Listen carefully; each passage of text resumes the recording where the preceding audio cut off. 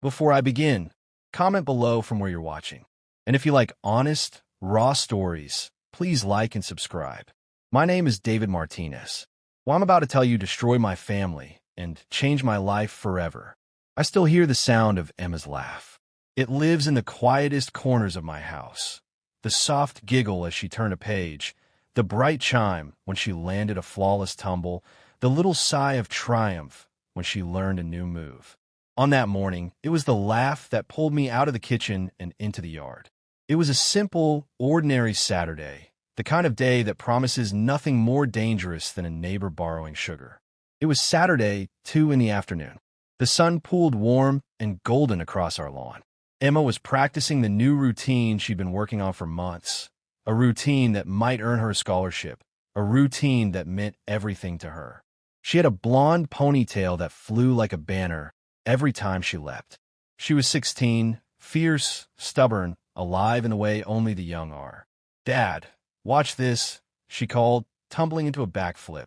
My chest filled so big I could hardly breathe with love. I clapped. We spoke in that easy, private language we had built since her mother died, short sentences, a joke, a hand on the shoulder. The life we'd made together after the funeral felt fragile but real. Emma was my son. Margaret Thornfield lived 3 houses down, the HOA president. She wore that title like a uniform. Not just responsible, but entitled. She had the habit of telling people where to stand, what color to plant, how to tie their cars. She set rules the way other people set clocks. We'd had trouble with her before. Little things at first, fines for misplaced planters, warnings about a lawn that wasn't trimmed to her satisfaction. It was petty until it wasn't. The first confrontation that afternoon happened at the fence. She appeared like an accusation, hatched eyebrows, mouth hard as a line. "Mr. Martinez," she snapped, as if she were delivering a verdict. "Your daughter's noise is disturbing my tea." I looked at my watch. 2 p.m. on a Saturday. "This is a backyard," I said, keeping my voice steady. "It's allowed." She inspected the yard as if searching for a crime. She didn't leave. She lectured my daughter about respect for elders. Emma, who had the patience of a saint and the stubbornness of a Martinez, tried to laugh it off. "It's okay, Dad. I'll go inside," she offered. I wanted to swallow her words, so she wouldn't have to sacrifice her afternoon for someone else's sour mood. I told her no, not this time. She deserved the open air. From that day, Margaret's behavior hardened into something colder. Notices arrived in the mail with the cheerful cruelty of bureaucracy. Violations, fines, lists of petty offenses that had never mattered until she decided they did. She began parking deliberately to block our driveway during the hours Emma practiced. She called the police on us for alleged noise violations, and the officers, kind but powerless, did what they had to: respond, file, leave. People saw the fines and the reports, and they shrugged. "HOA problems," they said. "Rules are rules," they'd repeat. But rules cut different when someone wields them like a blade. Emma took it like she always did, with grit and a grin. She practiced earlier. She worked 3 jobs to start saving for college applications. She babysat, tutored, scooped ice cream on weekends, all the while keeping a smile that said, "We'll make it." The coach praised her. The guidance counselor told me to keep encouraging her. "She's the kind of kid colleges fight over," they said. I nodded and promised the world with my voice, even as my heart clenched. Then the harassment escalated in ways you don't expect. Margaret's car began to appear where it didn't belong, directly across from our driveway, blocking the small curve that ambulances might use if there were an emergency. She would park and sit there, folding her hands like a judge watching a trial she'd already decided. She'd smile when she caught sight of us through her window. She would slow her car behind Emma as she jogged through the neighborhood, following like a shadow that never tired. She complained to Emma's employers when she worked too late. She tried to get her removed from the team for things that weren't true. I told the police we were being stalked. They listened and shook their heads because the law is awkward. She's using public roads. She has every right to be there, Detective Williams said, as if right and rightness were the same thing. We filed reports. We collected dates and photos. We tried to document the pattern. But evidence is a brittle thing, and public streets are messy with rights. The worst part, the part that hollows you out from the inside, was that we felt alone. Our friends stopped answering calls. The HOA board, staffed with people who knew Margaret and feared her, offered bland condolences and no action. The world narrowed to a driveway, a blocked lane, and a teenage girl with a dream. The day of the state qualifying was meant to be the pinnacle of months of sacrifice. Emma woke at dawn and practiced until her muscles were rods of steady strength. She left for practice at dawn. She returned and went at it again. That morning, she felt unstoppable. She called me during a break, laughing at a new move. I told her I loved her in a voice that bit the inside of my cheek. At noon, she went out to the yard for a last run-through. I remember watching her vanish into the sunlight and thinking, absurdly, of all the small things we had left undone. College applications half-filled, a photo frame we never hung, a conversation about what she wanted to study. I didn't know that a menace too small to fit in the police report was about to decide our fate in the length of 3 minutes. When it happened like a wrong note in a melody. Emma's chest tightened. She doubled over, fingers digging at her sternum. I thought at first she'd tripped. Then she crumpled to the grass, and I saw the color leave her face. Her breath came short and urgent. My world narrowed to that single body on the lawn. I called 911 with hands that couldn't stop shaking. "Sir, we need your address," the operator said, calm and efficient. I told her. The dispatcher told me an ambulance was responding, lights and sirens en route. The sirens announced themselves not as comfort, but as a promise. They would be there. They would save us. I put my hands on Emma. She tried to smile and said, "Dad, it hurts." I told her I called. I told her to hold on. I said everything that people say when there is no plan but love. We could hear the sirens, distant and angry, a sound that pulled at the air 3 blocks away. I ran to the street to wave them down. The street was the small crescent that loops through our neighborhood, a place of quiet hedges and small, safe cars.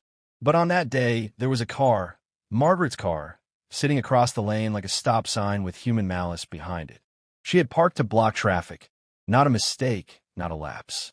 She had left it there like a statement. When the ambulance turned the corner, the paramedics' faces were focused, trained. They saw me and did not stop immediately. They slowed, then realized they could not pass. The driver cursed under his breath. He looked at the car blocking the lane and then at me. "We'll get as close as we can," he said.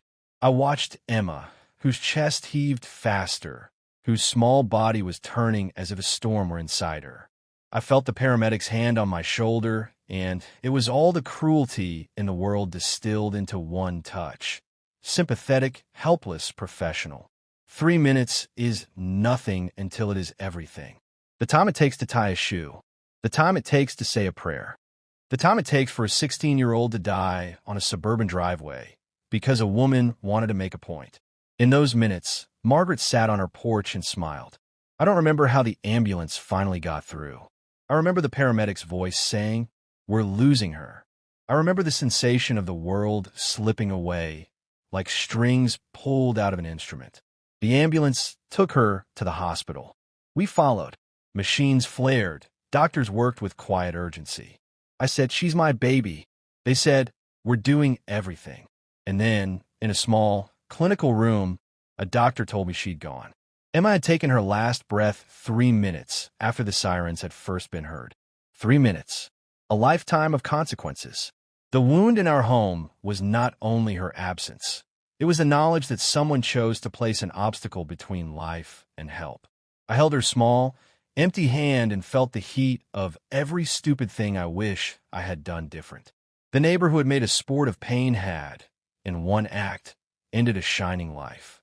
That night I sat in the dark and wrote down everything I could remember: dates, license plates, faces, words. The pieces lined up into a pattern: harassment, obstruction, deliberate cruelty. For the first time in my life, I understood that a person can weaponize small, petty authority until it does something monstrous. I fell asleep on the notes, and when I woke, the world had the hollow sound of expectation broken. The days after Emma's death were a blur the world wanted to explain away. Friends offered empty condolences. The HOA sent a message about safety and decorum. Margaret sent a note of regret that smelled like a lawyered apology. But what no form letter could do was stitch the hole in my chest back together. I remember every step toward the courthouse like walking through fog. I had two things then: grief and a stubborn need that what happened would not be wasted. Police records that had once been shrugged at were suddenly important. The dispatcher's timestamps, the officer's notes about Margaret's parking. These were the threads we tried to weave into proof. We hired a lawyer who looked at the reports and said something that was true and small. There was enough to ask hard questions. There was a community meeting after the funeral, an angry town hall of grief disguised as civic duty. The room filled with neighbors who had decided it was finally intolerable to watch an old woman make a private war of rules that ended a child's life. Some had been afraid of Margaret for years. Others had been subscribers to her tyranny without ever seeing what it could become. The footage we had gathered from doorbell cameras was small and terrible. Margaret's car, waiting. Her silhouette on the porch. A smile that was part triumph, part indifference. The ambulance lights reflected off the polished chrome. Men in uniforms moved as fast as the obstruction allowed. A neighbor's camera even caught the paramedics knocking on doors, begging someone to move the car. Margaret opened her blinds and watched. Police arrested her on a charge of obstruction of emergency services. The case that followed was a courtroom drama dressed in legalese and human sorrow. The prosecution argued that the pattern of harassment and the deliberate parking were not separate acts, but a coordinated escalation that culminated in a fatal obstruction. The defense painted Margaret as an old woman with a right to park where she pleased, an eccentric leader who had been misunderstood. They argued causation as if it were a math problem, hard to prove and easy to doubt. The trial became bitter and raw. Witness after witness came forward. Neighbors who had been fined for trivial grievances, the officer who had responded to dozens of false complaints, the paramedic who described how life can hang on a handful of seconds. I testified. I told the court how it had felt to watch my daughter gasp for breath while a car sat like a premeditated speed bump. I described the smile on Margaret's face. Every time I spoke her name, the courtroom seemed to lean in. We did not win everything. The law is imperfect, and the defense cajoled reasonable doubt from the muddy facts. But the jury returned a verdict that mattered: guilty of obstruction. Margaret received a sentence that the papers called lenient and the community called insufficient. To me, it felt like a sliver of justice, not a return of breath, not a taking back of the years we had lost, but an acknowledgement that what she did could not be accepted. The civil suit that followed was different. Here the standard was the balance of probability rather than beyond a reasonable doubt. The civil court found the HOA, and by extension Margaret, liable for negligence. We received a settlement that bought us the possibility of counseling and legal fees paid, and a small sense that a system had recognized a wrong. Money could never replace Emma. It could only make sure other families might not suffer exactly the same way. The HOA board restructured. New rules prohibited the deliberate obstruction of emergency lanes and set out clear consequences for abuse of position. Margaret moved away soon after the verdict, too public now in a place that had turned against her. People who had once been silent began to speak about the ways small cruelties compound into tragedy. The neighborhood changed its tone. It never went back to what it was before. Nothing could. But the real work, the one no court schedules, was inside the house. Grief arrived like weather. Some days a clear, blue freeze. Other days a storm that took everything. Emma's room was left as a shrine and then slowly became a study in how we try to hold on. I would fold her practice leotards the way we fold memory into manageable shapes. I went to counseling. I found other parents who had also lost children to accidents and to chance and to cruelty. We traded stories and small comforts and the odd, necessary honesty that someone who has been through it can offer. Time, oddly, did not heal so much as teach. It taught me how to carry the tension of love and the knowledge that sometimes the world is cruel for no reason other than someone chose it. I learned to watch for the small exercises of power that can become dangerous. I learned to keep records, to speak loudly when something is unjust, to rally neighbors if needed. Those lessons were expensive in the currency of loss, but they became the work of living forward. People asked me, often, if I had forgiven Margaret. Forgiveness is private and not a demand. I did not know if I could forgive. What I chose instead was to refuse to let her definition of the world be the one that remained. I transformed my grief into action. I started a small foundation named for Emma, a modest thing at first, meant to fund scholarships for girls who couldn't afford tryouts or college applications. It felt like planting a tree in a place that had been scorched. The foundation grew slowly. Parents I had never spoken to before reached out with gratitude. Coaches sent stories of girls who, despite everything, found ways to keep dreaming. Each time a scholarship helped a young woman attend a clinic or buy a uniform, it was a tiny defiance of the cruelty that had taken Emma. I still wake up some nights hearing a siren. Sometimes I imagine the life she would be living, the college she might have chosen, the late-night calls, the small rebellions that make a person whole. There are times when rage flares, sudden and hot, times when I find myself laughing at something she would have found absurd. And there are quiet hours when I sit with her pictures and remember the way her ponytail waved like a flag in the sun. Margaret's name barely registers in my life now. She was a symptom, not the disease. The lesson that remained, the thing I wanted people to hear when I tell this story, is simple and terrible. Small cruelties left unchecked become tragedies. Bureaucracy without mercy can kill. Authority without humanity is a dangerous thing. If you share this story, do it for Emma. Comment below from where you're watching. Like and subscribe if you want more real stories told plainly. And if you see someone misusing power in your neighborhood, say something. Keep a record. Call a meeting. Move a car if it needs moving. Don't let 3 minutes decide a life. This is David Martinez, and I will carry Emma with me until I am gone. If anything of hope came from her life, it was the way she gave everything she had for the chance to fly.